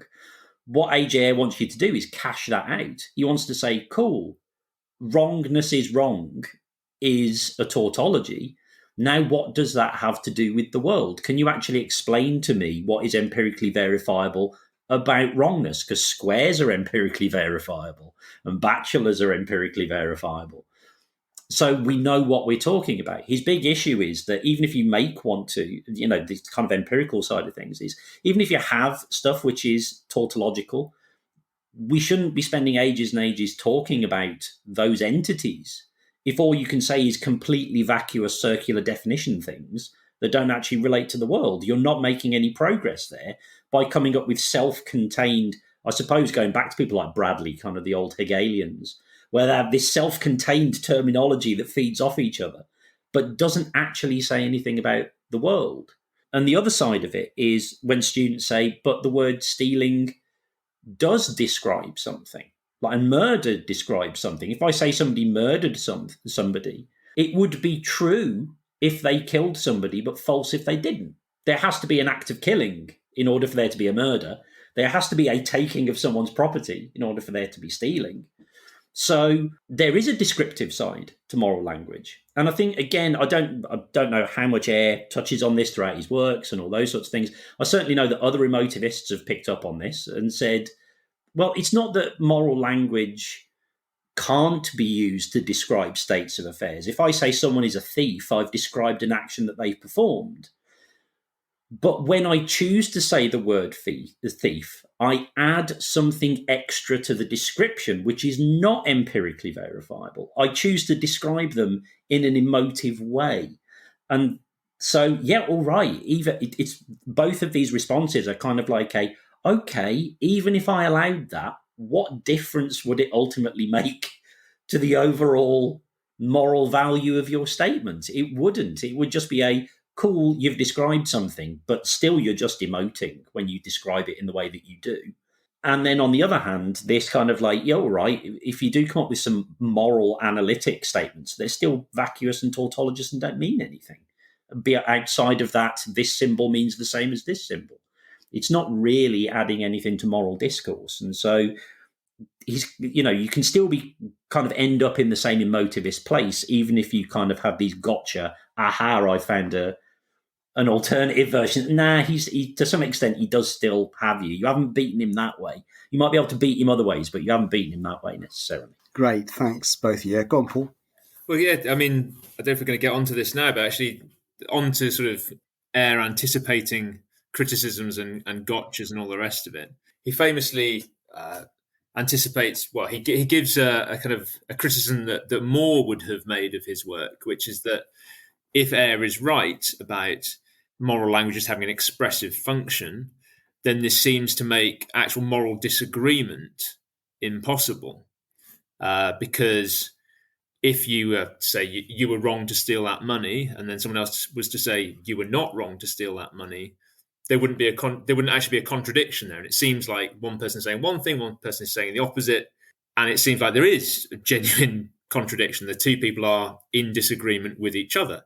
Two different points of view, two very different kinds of statements about it. But Ayer says, actually, this is, if you take moral disagreement, it's actually a real strength of my theory. And this might well recommend an emotivist analysis of ethical language to you. Because in fact, if you do want to take a moral disagreement, and perhaps let's take some sort of moral disagreement that's in the news at the minute, like concerns around abortion with sort of Roe v. Wade sort of stuff going on in the US at the moment. Obviously, if you look at that, maybe you can have some sort of moral disagreement in which we kind of try and stick to the facts, as it were.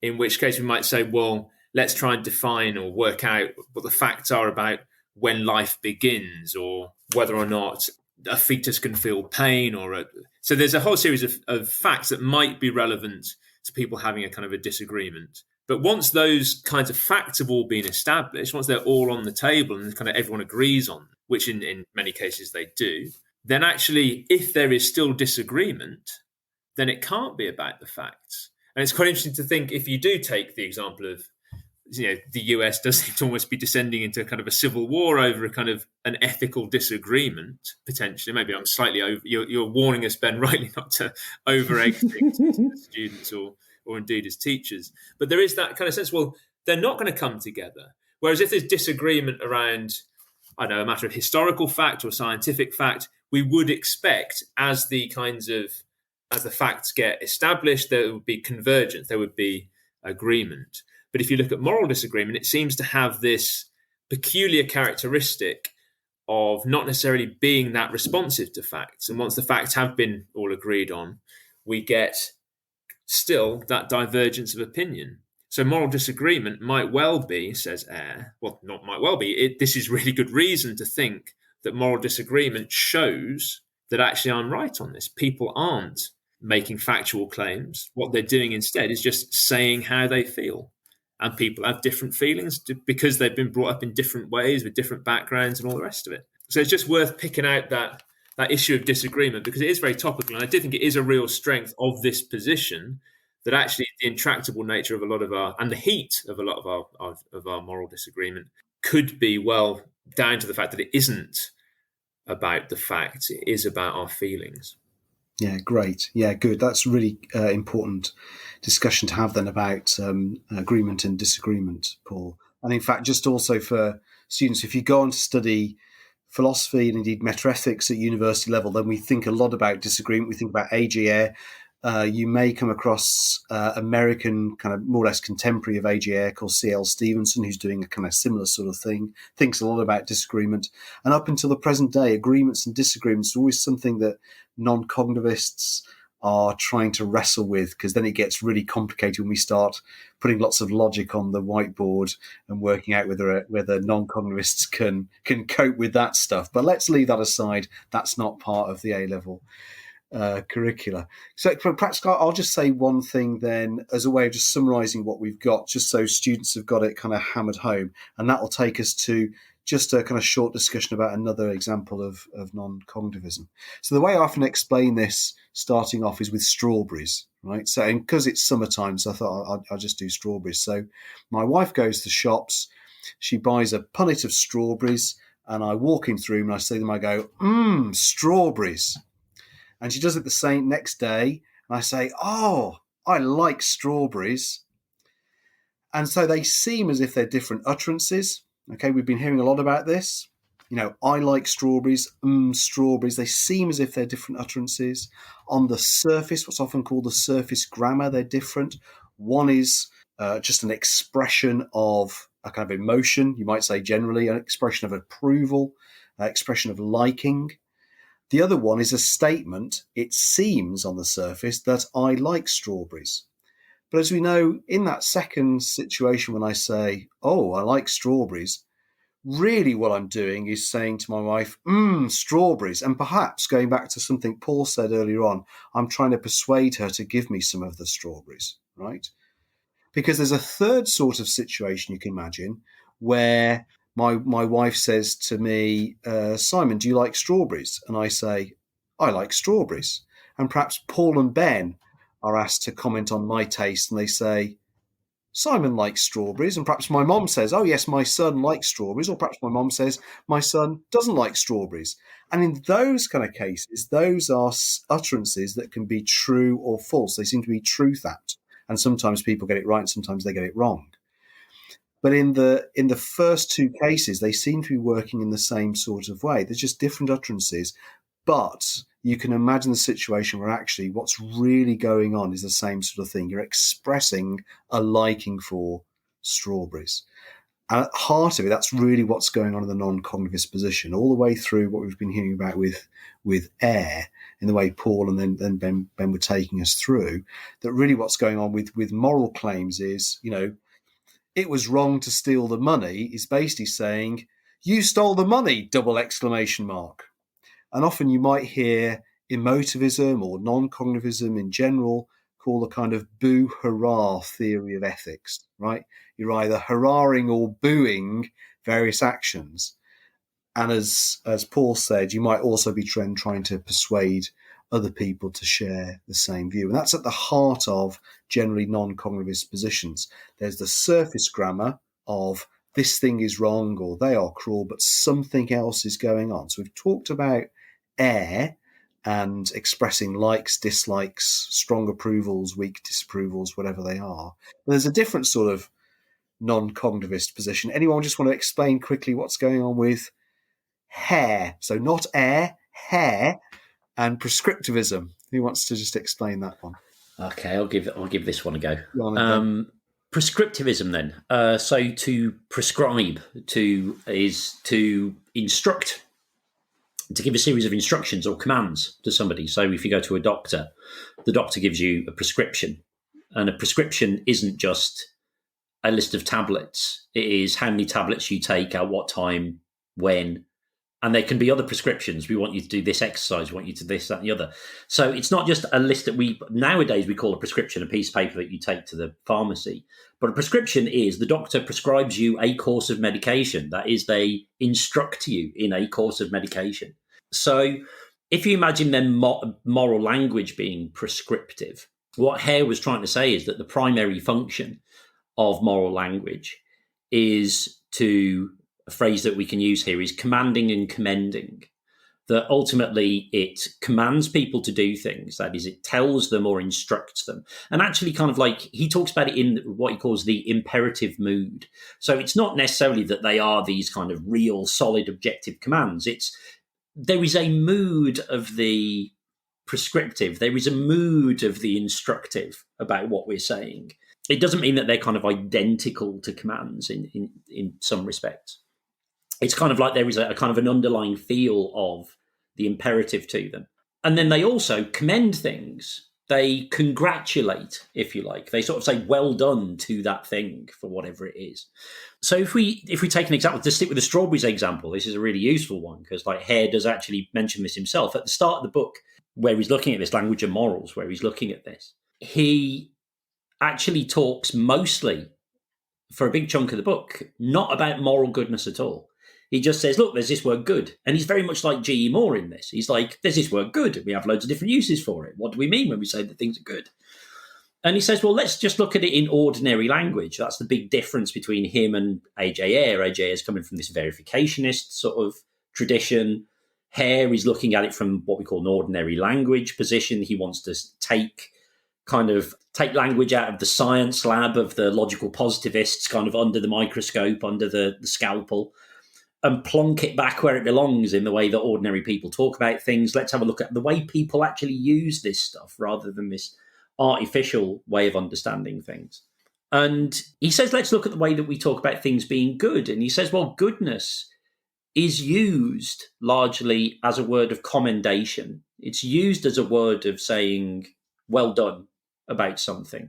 Now, why do we know this? And he uses an argument which is really, really similar to G.E. Moore's open question argument. And he says, well, imagine then that people like the naturalists and the realists are right here, and that the word good is just a description of a set of properties, that the word good is just interchangeable with a set of properties. And the example that he gives is if I was to say that a strawberry is good. This is a good strawberry. Now, what did we mean by this is a good strawberry? He says, well, kind of like the realist about strawberries, the naturalist about strawberries will say, there's a set of qualities that a strawberry must have in order to be good. It must be, he says, sweet and juicy are the two things that he picks. You're going to hear these words a lot. They kind of lose meaning. They get more uncomfortable the more you hear them. But this idea of a strawberry being sweet and juicy, and he says, so that's fine. This strawberry is good and this strawberry is sweet and juicy seem to be saying the same thing if a good strawberry is sweet and juicy. And he says, but let's think about it another way. Let's say if somebody says, this strawberry is good because it's sweet and juicy. Now, what am I saying there? Well, according to the person who's a naturalist and a realist here, I've said the logical equivalent of this strawberry is sweet and juicy because it's sweet and juicy. Now, why would I bother saying that? Why would I bother just repeating myself? It's a tautology. I'm not saying anything new here. If I say it's good because it's sweet and juicy, and goodness just means sweet and juicy, I'm just repeating myself. So his argument is that he's happy to say that there aren't moral natural properties and they can't be analysed in this way. So he's kind of hedging towards kind of a G.E. Moore, kind of like goodness has to be understood in itself. But he's also not a realist. So he's kind of like, so it's not some non-natural property either. There's a whole bunch of arguments for that elsewhere that we won't go into. But then what we end up with is this idea of what I'm saying is when I say the strawberry is good because it's sweet and juicy, what I'm really saying is congratulations to this strawberry because it's sweet and juicy. And if I then say, and this ties back to the other point there about, well, does that mean that moral language can't be descriptive under the non-cognitivist kind of approach? He's not going to say that either. If you know that what I mean by good when I'm talking about strawberries is sweet and juicy, then when I describe a strawberry as good, then I'm telling you that it has those features. So I am describing it. But the fact that I chose to call it good rather than just sweet and juicy is because I also want to add my commendation to it. Now, that's the point. The word good wouldn't have a function in our language if it didn't add something to just the descriptive. It needs to do more than just describe. Otherwise, we wouldn't use it. Everything would just be descriptive.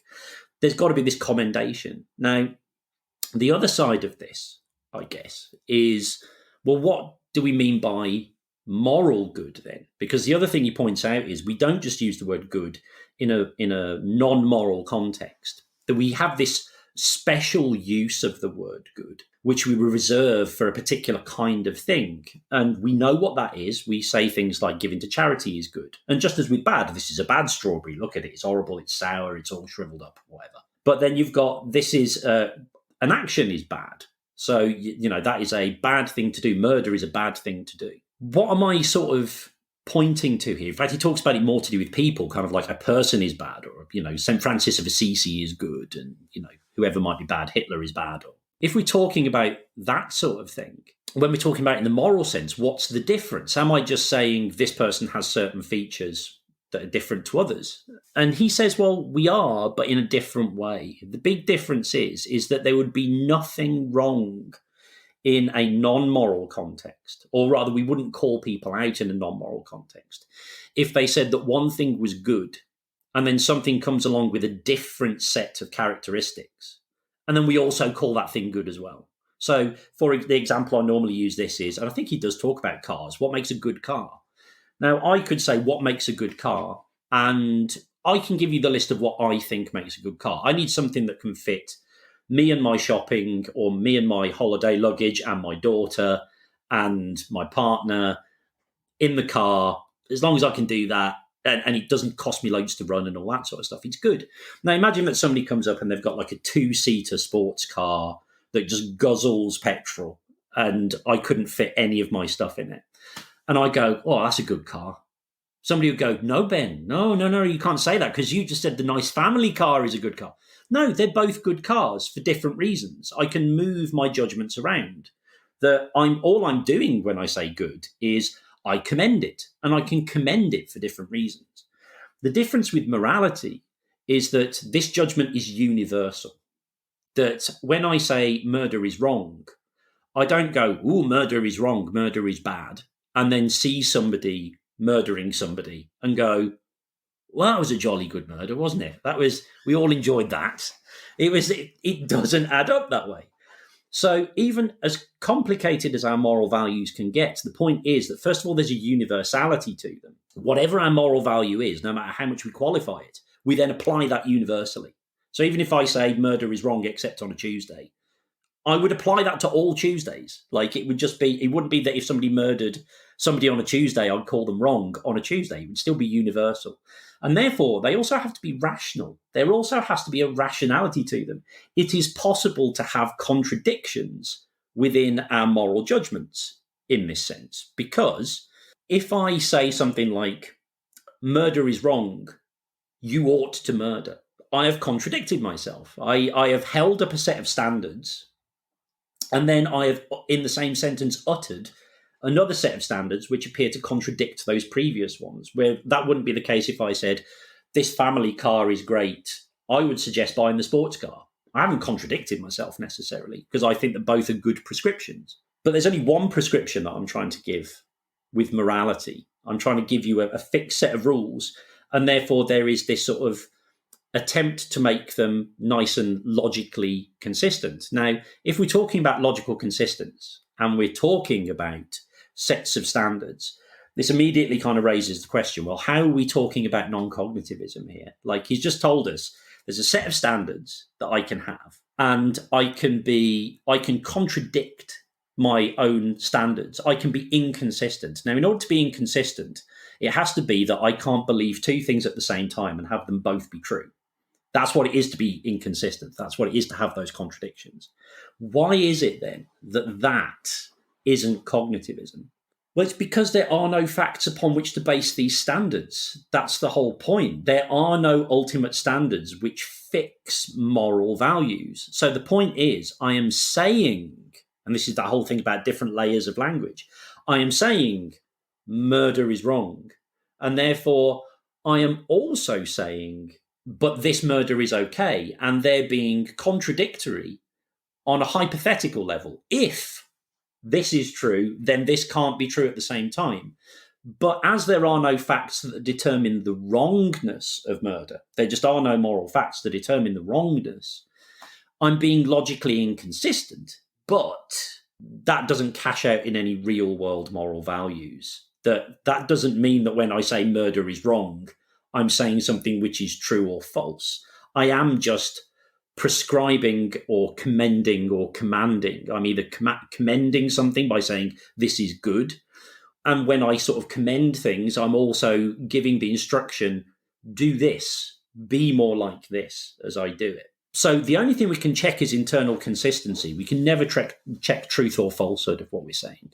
Thanks, Ben. I think that was really helpful to get a sense of what's going on with hair. Paul, anything from you to add? I would just like, that was utterly comprehensive, I thought. I'd like to commend it. And indeed, when I say so, I'd say it was good. It was it was a fine explanation. It made me want to return to hair, actually. A quick question then, just to end this. So, because I asked you about moral error theory, what do the two of you think about non-cognitivism then?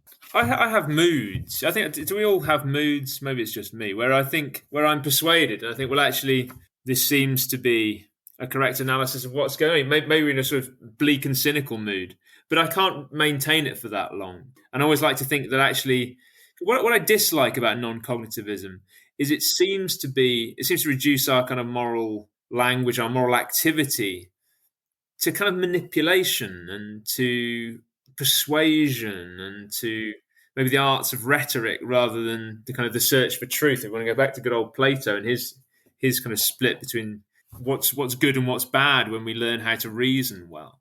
And I like to feel that there is something, maybe I'm deluded or whatever, that there is some sort of reality to our moral discourse, our moral lives, that isn't this kind of non-cognitive attempt to persuade or to emote or to express or whatever it happens to be. I don't like the feel of it. Now, maybe that's ironically enough because I'm just expressing my own opinions about a kind of an expressivist account of moral language. I wonder even if there's an alternative, I guess, to being a cognitivist or being a non-cognitivist. Can we? I know there's the philosopher Raymond Gaita, who's quite an interesting, another Australian philosopher back to Mackie, but of more recent vintage. He sort of says, well, maybe actually there's something unique about our moral activity, our moral lives that isn't trying to just describe the world in the way that a cognitivist account might do, or trying to reduce, effectively to make statements which could be reducible to naturalistic statements or scientific statements. And maybe it isn't this other kind of activity which is around persuasion or commanding or prescribing or all the rest of it. Maybe this practice of morality that is this sort of autonomous with its own language, its own concepts, its own way of commending, or say its own standards of evaluation that is somehow different, free from it all. Because to be honest, I'm not happy in either camp, and I want to escape, I guess, into either my own sort of, I would say, grow up, wake up and smell the coffee, I think, and so would Mackie. But I just wonder if there's an alternative, because I'm not happy with either. I feel that as a non-cognitivist, you're just effectively doing something shallow or something wrong with your moral language. And I think that would be a shame to end up there. Ben, any last thoughts from you? I agree. I mean, I like I was saying last time with error theory, I think that I kind of have moments of this, kind of like, yeah, I kind of get it. I see where you're coming from. But I think that the big thing that I think that Mackie isn't guilty of, and one of the reasons why I move in my more sort of like skeptical moments, I move back more towards Mackie, is I think there's a big problem with non-cognitivism. And I think a lot of, not all of by any means, but a lot of philosophy of language in general, that what starts as something great can kind of end up as something that's going down the wrong path. With, if you look at like the early intuitionists, they were kind of like this idea of, let's not worry about the ideals of what we want morality to be. Let's look at what's actually going on when somebody makes a moral judgment. What's going on in a person's mind when they have a moral judgment? And you can kind of see this with the attempts at language here. What is actually going on when a person says, speaks their moral judgment or writes it down? And there's something really beautiful about that. Let's strip away all the abstract. Let's strip away all the years and years of philosophical discussion. Let's just get back to basics. What's really happening? And I think the problem that happens with non-cognitivism is it starts off in that sort of what's really happening. And the intuitionists kind of in their side, the cognitivist side, managed to do quite well in sort of saying, well, look, none of us actually do these things like, oh, I'm making a utilitarian calculation. It's always just, I just feel that this is wrong. I just see that this is wrong. And unfortunately, what guys like Ayer and Hare are doing is they're basically going, when you speak, what you think you're doing when you're speaking, you're not doing that. You don't know what you're doing when you're speaking. And there's this feeling that we kind of go, I do know what I'm doing when I'm speaking. I'm the one speaking. I know what I intend to do when I speak. I might be wrong, but you can't tell me that I'm emoting, because I can say that things are wrong all the time and I don't feel anything. I just say, yeah, that's wrong. In fact, I can say things that again, with like the prescription stuff, I can say, that I know stuff is wrong, and but I prefer that people did it. I can do that. I'm not doing with my language what they think they are, according to me. So it's very hard for me to be convinced that I'm not using my language in the way that I think I do. Whereas Mackie seems to capture more what I think I am probably, if anything, trying to make claims about the world that I'm just wrong about, because I know I do that already. It's very rare that I describe, unless I'm being really Freudian, it becomes very kind of rare for me to describe the world and secretly be telling someone what I want them to do.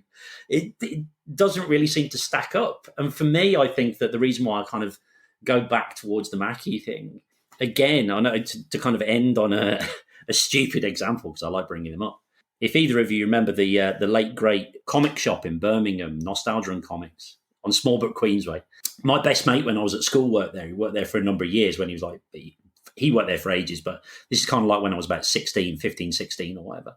And I'd go and meet him there, and I would spend all day kind of hanging around the shop and kind of waiting for him to finish so that we could go out. And I would sit listening to grown men arguing over could the Millennium Falcon outrun like Darth Vader's custom TIE fighter? And they'd be going, no, because it's got a twin ion engine. It's got a twin ion engine. Of course it can outrun the Millennium Falcon. No, the Millennium Falcon did the Kessel Run in however many parsecs and stuff like that. And the point was, the whole time I'm listening to this, I'm just going, yeah, but neither of you are right, though.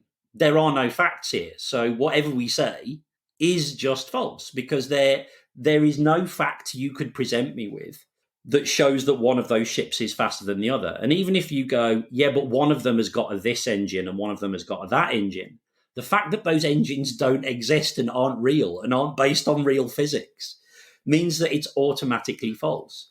And I suppose that to me would be the equivalent of me then going up to them and going, now, there are no facts about the Millennium Falcon, which are actually true, So what I think you're doing is you're expressing happiness about the Millennium Falcon, and you're commending the Millennium Falcon, and you're secretly trying to tell this guy that if he ever does buy a spaceship, he shouldn't buy Darth Vader's TIE fighter. No, they're just talking rubbish. That's all that's going on. They're just talking rubbish. And it's okay that we sometimes talk rubbish, that we get things wrong. So I actually think that actually we should be more serious, that like people actually know what they're doing when they speak. They know what they're trying to do. And therefore we don't need somebody telling them what they're actually doing. I think that and the fact that they're so reductive as well, the fact that it is just, oh, you're either emoting or you're commanding and commending, or you're describing, or you're this, or you're that. How about moral languages used to do all of those things like we do with all of our language anyway? It just seems a little sort of, they're doing too much here. We've said about students pushing it too much. I think they're trying to do too much with what they've discovered, I think. Great. Thanks very much, Ben, and thanks also, Paul. I have to say, recording this podcast, I've really enjoyed listening to both of you and your takes on all this anti-realism stuff. Really enjoyed it. But we better draw things to a close, I think. So, Paul, thanks very much for joining us again. Thank you. Pleasure to be here as ever. And Ben, thanks to you as well. Absolutely, same. And thank you to both of you, and happy to come back whenever. Great. And thanks to you for listening to this episode of Philosophy Gets Schooled. And all being well, you'll listen to some of our other episodes also.